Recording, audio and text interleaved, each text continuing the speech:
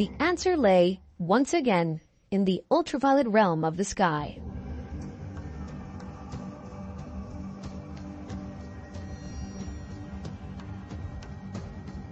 This time, the UV light wasn't providing the direction, but acted as a switch to trigger a magnetic compass located in the butterfly's antennae.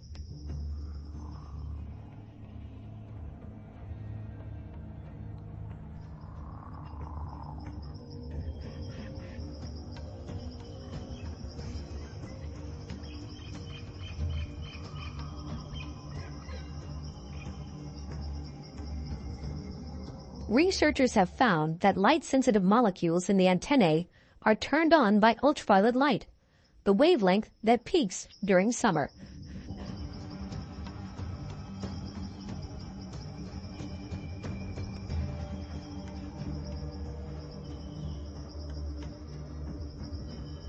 Because UV light can penetrate clouds and reach the butterfly's receptors, even on overcast days, their inbuilt GPS can kick in.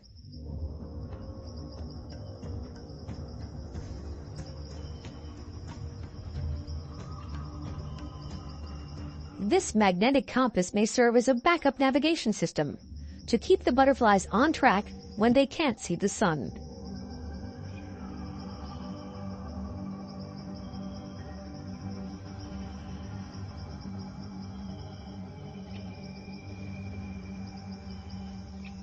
So we have super senses, like ultraviolet and polarized light, that help airborne animals find food and navigate their way. They are all about what can be seen of the wide blue sky that animals can use. But what about the other senses? The sense of smell responds to airborne chemicals, but in the expanse of sky, are the molecules too dispersed? Modern birds are known more for their flying abilities and their sense of vision and balance than for their sense of smell. But some bird species still rely on smell to search for food or navigate over large areas, and recent research suggests that they may have inherited this from the dinosaurs.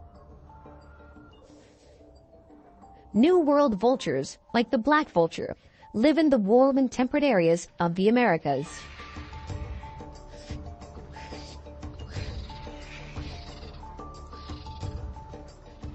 It is a typical scavenger, feeding on dead and decaying flesh.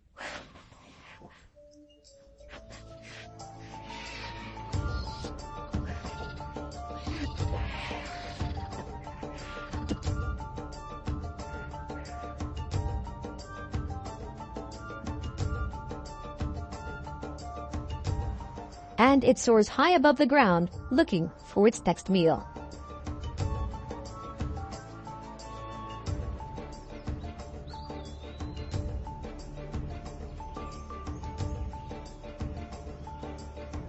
But it doesn't have a particularly sensitive nose. Instead, this clever bird keeps a keen eye on the activities of its New World cousin, the turkey vulture.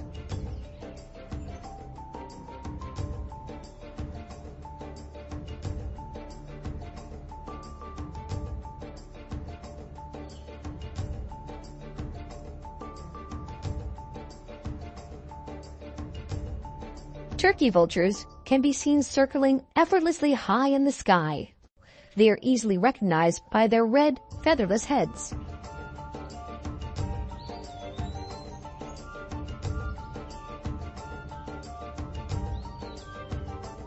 But the turkey vulture's real claim to fame is as one of the few birds in the world that have a super sense of smell.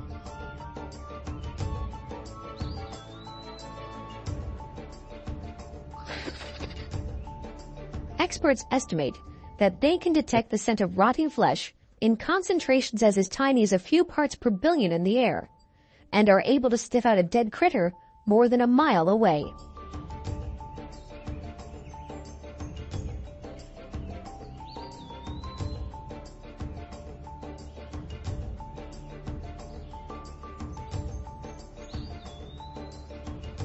While gliding in the sky, they track plumes of foul, sulfurous odors from decaying animals, and home in on it by flying in circles.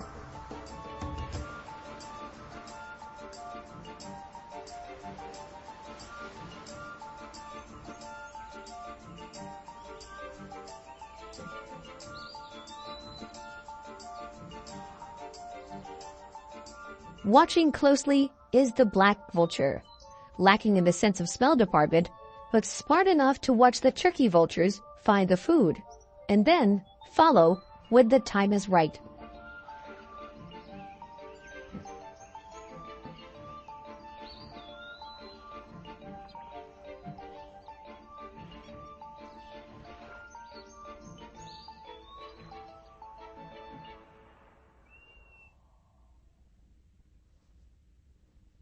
Birds and insects are renowned for their aerial ability, but mammals have only one representative capable of powered flight, and that's the bat.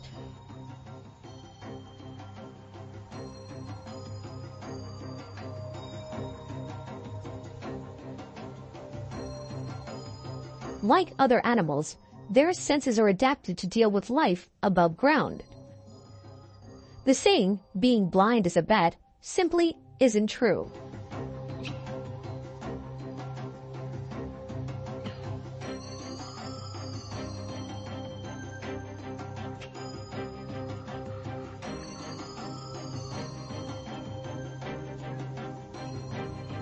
The bat world is made up of microbats and megabats.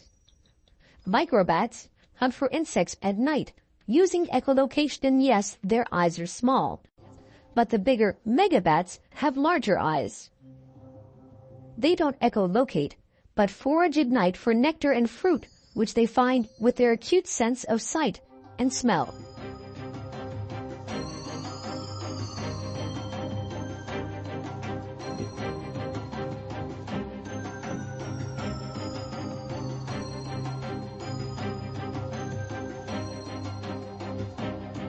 The forward-facing eyes of flying foxes are adapted for searching for light-colored fruit and flowers at night.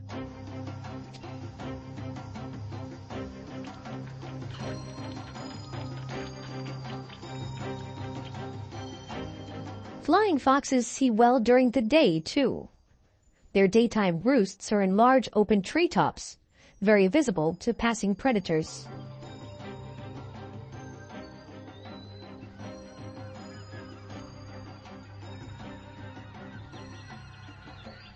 Having excellent eyesight means they can keep a lookout for enemies.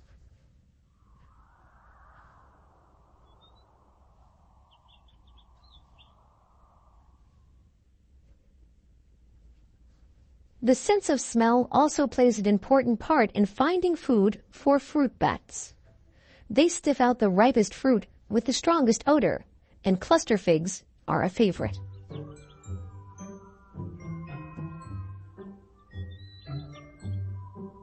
Flying foxes are very good climbers. Using their wrists and thumb claw to grip, they crawl across branches to forage.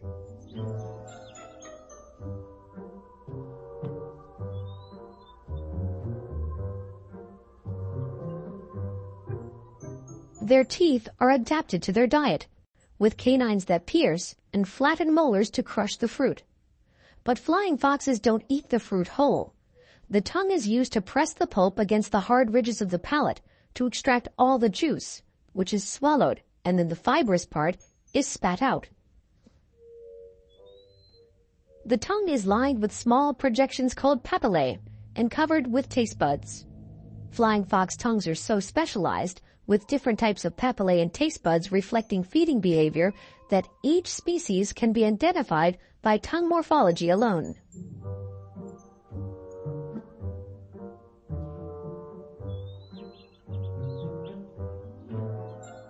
Smell also plays a role in social interactions. Secretions from the bat's shoulder glands are spread over the body while grooming, and smell is used to recognize each other.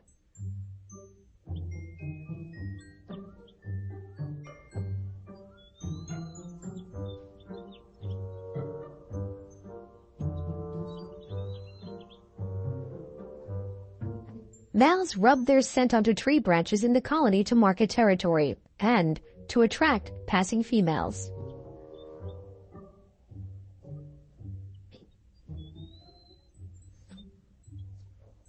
With their acute senses of sight and smell, fruit bats are able to live a sky-high life.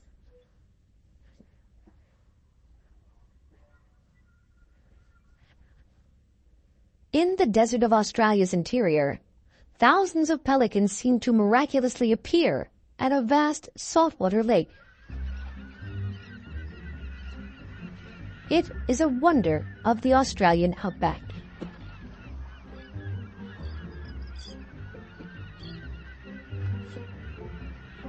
Most of the time, the lake is bone dry and has little to sustain life. It's the last place you would think to find a water bird. But every decade or so, floodwaters turn it into an inland sea, teeming with microscopic animals that feed fish. And the fish-eating pelicans follow.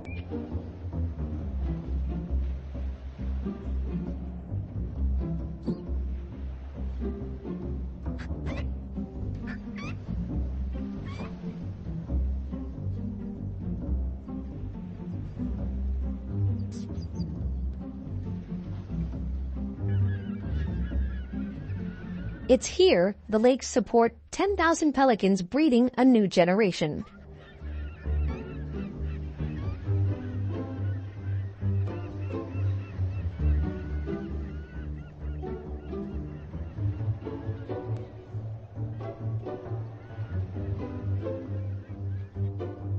But these nomads of the sky have traveled across the vast interior to reach the fish-filled waters from the coast. How do thousands of pelicans know when to fly hundreds of kilometers to inland waters? What cues are they detecting?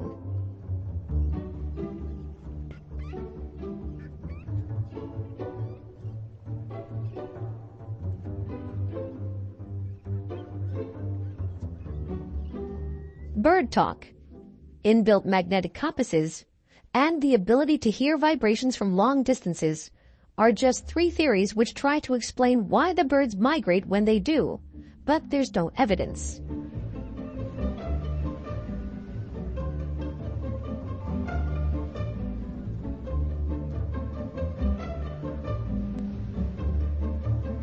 Experts think the birds may be using riverbeds as route maps, but that doesn't explain what triggers the flight.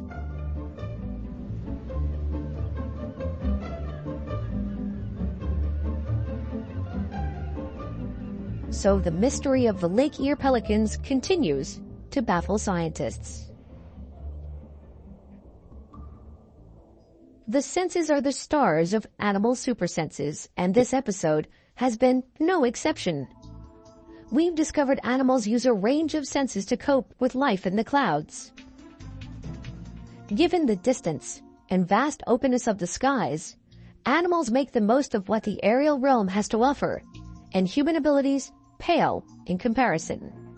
So join us next time on Super Senses to find out more incredible powers of animal perception. Oh,